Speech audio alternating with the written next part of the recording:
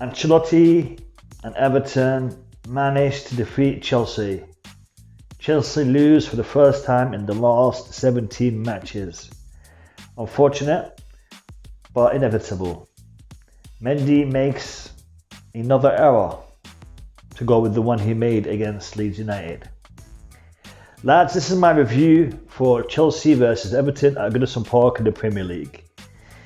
Make sure you give the video a like, comment and share it. And lads, do us a favour by subscribing to this channel and turning that bell notification button on.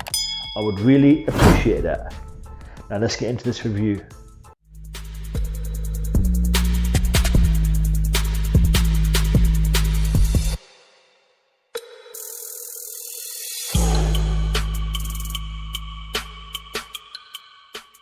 Okay, so where do we start? We'll start with Mendy's performance. Was it really that big of a mistake? Was it really that big of an error? Was it a penalty? Yes, to all of the above. It was a big mistake. It was an error. It wasn't timed.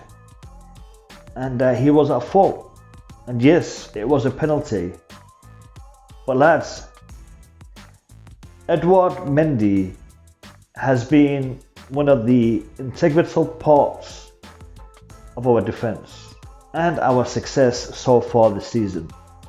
Edouard Mendy's performance has been the highlight, was a crucial element, a crucial reason for a lot of those 17 games undefeated.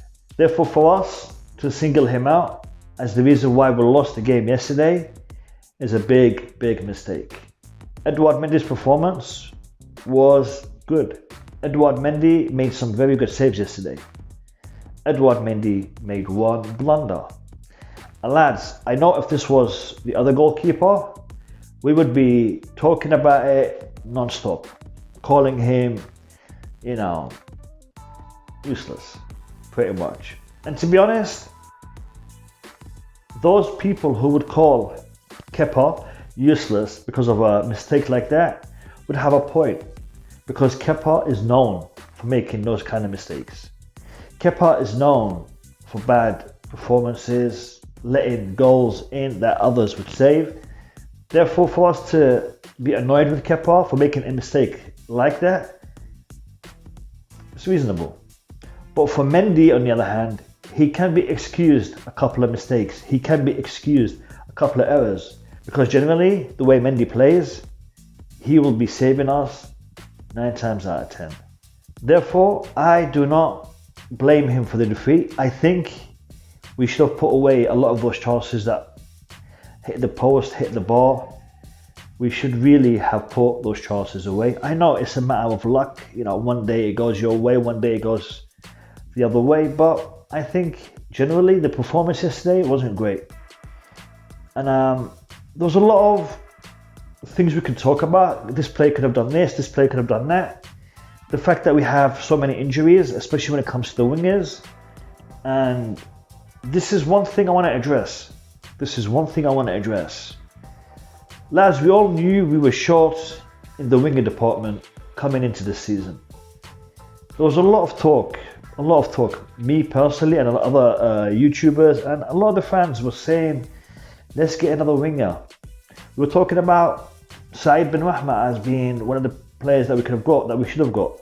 Whether or not we should have got him, that's a debate for a different day, but we should have definitely have got a winger.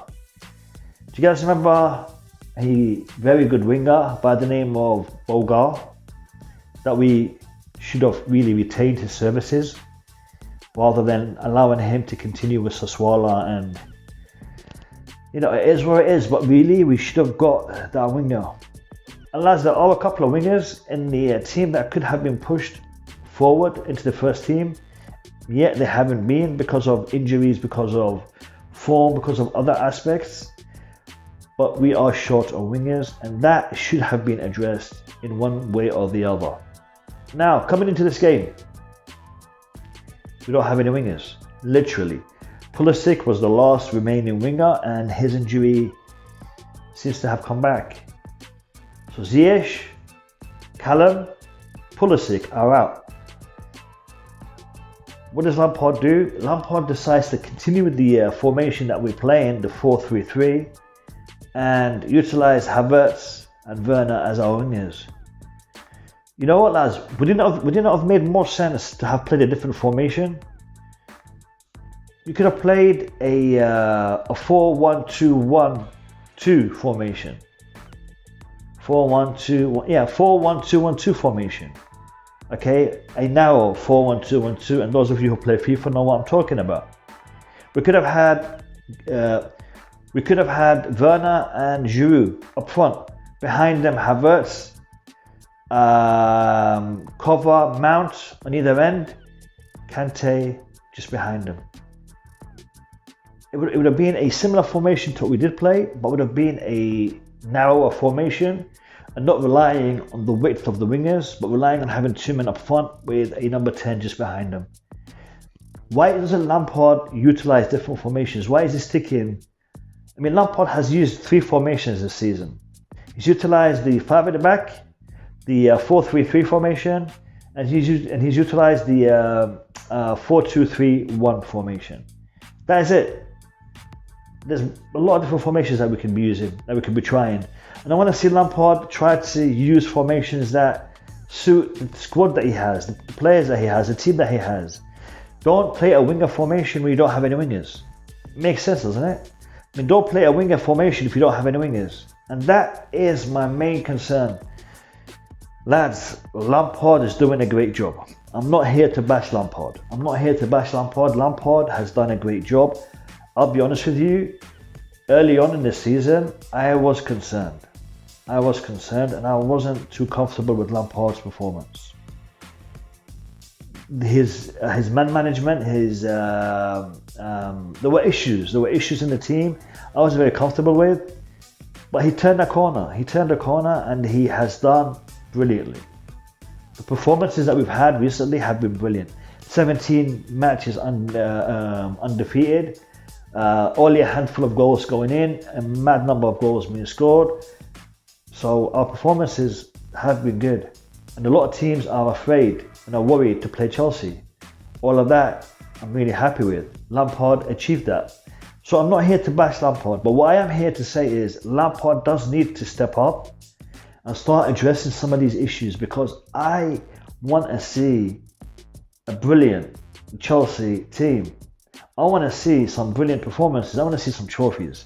And for us to see that, Lampard does need to address certain issues, because we're very good. I want to be better. And the way he can do that is by addressing his formation and by looking at the way he subs his players and his in-game tactics.